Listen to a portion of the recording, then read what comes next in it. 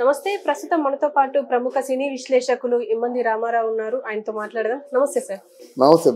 Sir, ఇటు పవన్ కళ్యాణ్ గురించి, ఆయన కొడుకు అఖిరానందన్ గురించి ఒక 2 అప్డేట్స్ ఉన్నాయి. ఏంటంటే పవన్ కళ్యాణ్ విషయానికి వస్తే గబ్బర్ సింగ్ రిలీజ్ కుంది అని చెప్పేసి అంటున్నారు.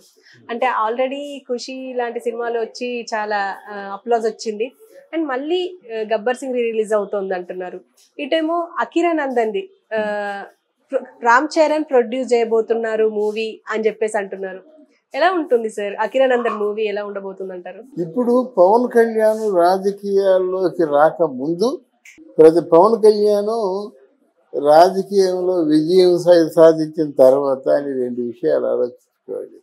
నిన్న పవన్ కళ్యాణ్ ఏమిటంటే ఏమి చెప్పలేము, ప్రశ్నిస్తాను అని ఆయన చెప్పిందే చెప్పగలం. ఈరోజు పవన్ కళ్యాణ్ ఏమిటంటే భారతదేశంలో ఆయనే ప్రముఖుడైపోయాడు, మోదీకి ప్రాణ స్నేహితుడు అయిపోయాడు, కూటమికి ప్రాణం అయిపోయాడు. ఎన్నో ఉన్నాయి. ఈరోజు గబ్బర్ సింగ్ సినిమా రిలీజ్ అయిందంటే బ్రహ్మాండంగా వసూలు చేసేస్తుంది డబ్బు. అంత లాభమే కదా అది. రెండోది ఏమిటి, దిల్ రాజు మాట అనుకుంటాను. రెండోది ఏమిటంటే ఇప్పుడు అఖిరానందన్ ఇప్పట్లోనే సినిమాలు మొదలు పెట్టాలి. ఎందుకంటే మిగతా వాళ్ళకున్న ఇమేజ్ కంటే, ఇంప్రెషన్ కంటే పవన్ కళ్యాణ్ కొడుకు పవన్ కళ్యాణ్ కంటే బాగున్నాడు. పవన్ కళ్యాణ్ అభిమానులు క్షమించాలి. అంటే ఎత్తైన కొడుకు, అందమైన కొడుకు, తర్వాత మంచి కళ్ళు, మనకి కనుముక్కు తీరు ఉంది.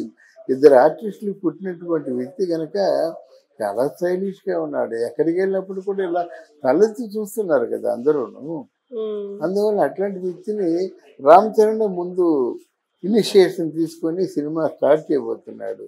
అందుకు తగ్గ కార్యాచరణ కూడా మొదలు పెట్టేశాడు. అంటే వాళ్ళ నాన్న ఎక్కడ ఆయన ట్రైనింగ్ అయ్యాడు, ఎల్ సత్యానంద్ అని విశాఖపట్నంలో ఉన్నాడు. ఆయన దగ్గరే ట్రైనింగ్ ఇప్పిస్తున్నాడు అన్నమాట. ఇక్కడ ఏంటంటే జాక్పాట్ కొట్టినట్టేనమ్మా. ఈ 5 సంవత్సరాల్లో ఎవరేం చేసినప్పుడు కూడా జాక్పాట్ కొట్టినట్టే. ఇప్పుడు పవన్ కళ్యాణ్ కొడుకు మొదటి సినిమాకే 10 కోట్లు తీసుకుంటాడు. మొదటి సినిమాకే 10 కోట్లు తీసుకుంటారు.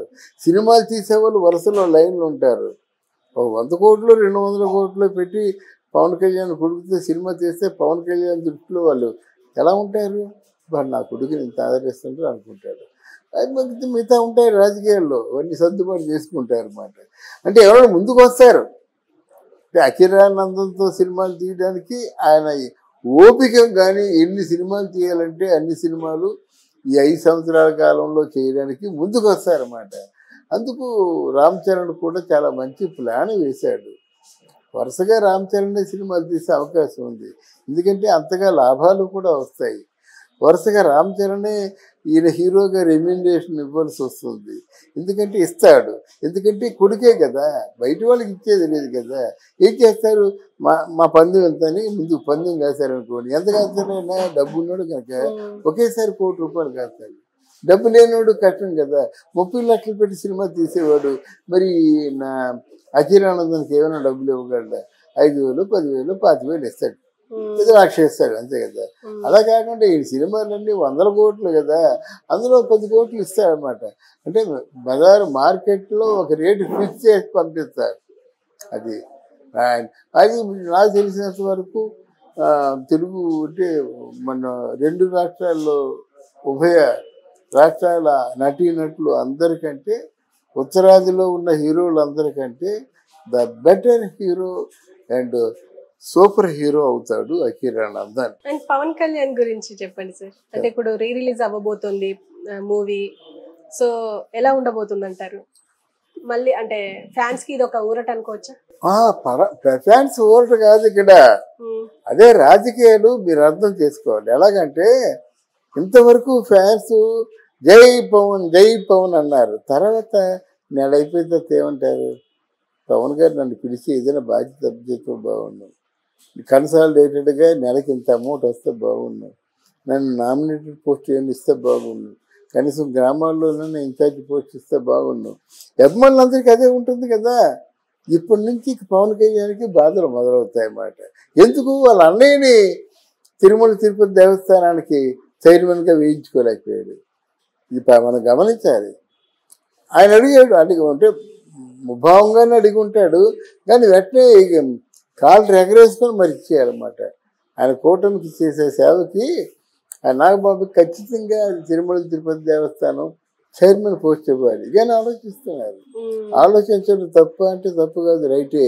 ఇంకా సీనియర్స్ ఉన్నారు కదా, మరి వాళ్ళ దృష్టిలో పడిపోతాం, వాళ్ళు ఎంత వేస్తారని చంద్రబాబు నాయుడు. సరే నా వల్ల ఇది మీకు సహాయం జరిగింది కదా, నేను అడగాల మా అన్నయ్య గురించి, అడగకుండా చేయొచ్చు కదా అంటుంది. స్టార్ట్ అవుతాయి కోల్డ్ వార్ అనేది, ఎక్కడికి పోదు, ఈయన మనసులో ఒకటి ఉంటుంది, ఆయన ఇంకో విధంగా ఆలోచిస్తాడు. మరి అక్కడి నుంచి కోల్డ్ వార్ రెగ్యులర్గా ఏదో ప్రాసెస్లో ఘర్షణ పడతారు, ఇద్దరు భావాలు వేరువేరుగా ఉంటాయి. తర్వాత మరి ఈ యాక్షన్ పార్టీ ఎలా ఉంటుందో.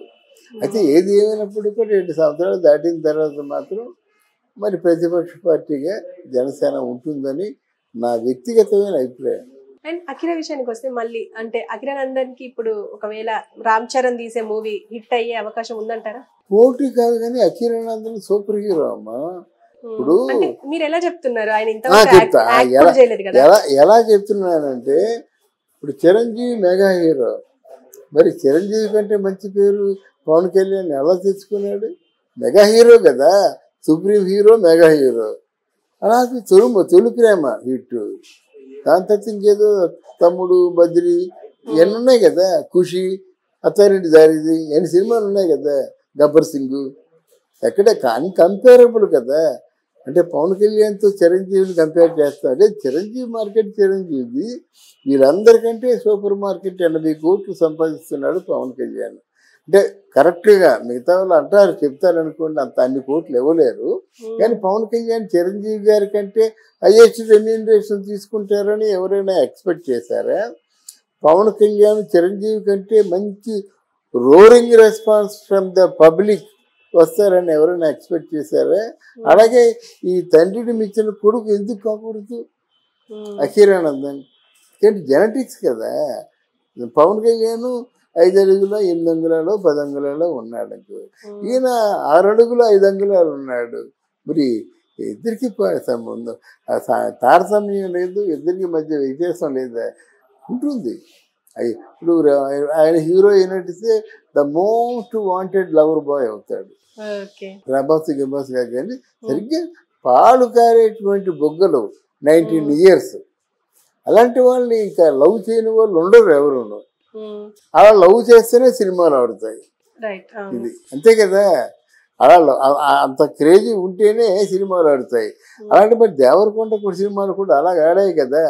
ఆయన స్వయంగా చేసుకున్న నేరం అంత పని చేసింది, కానీ దేవరకొండ సినిమాలు కూడా ఆడాయి బాగా.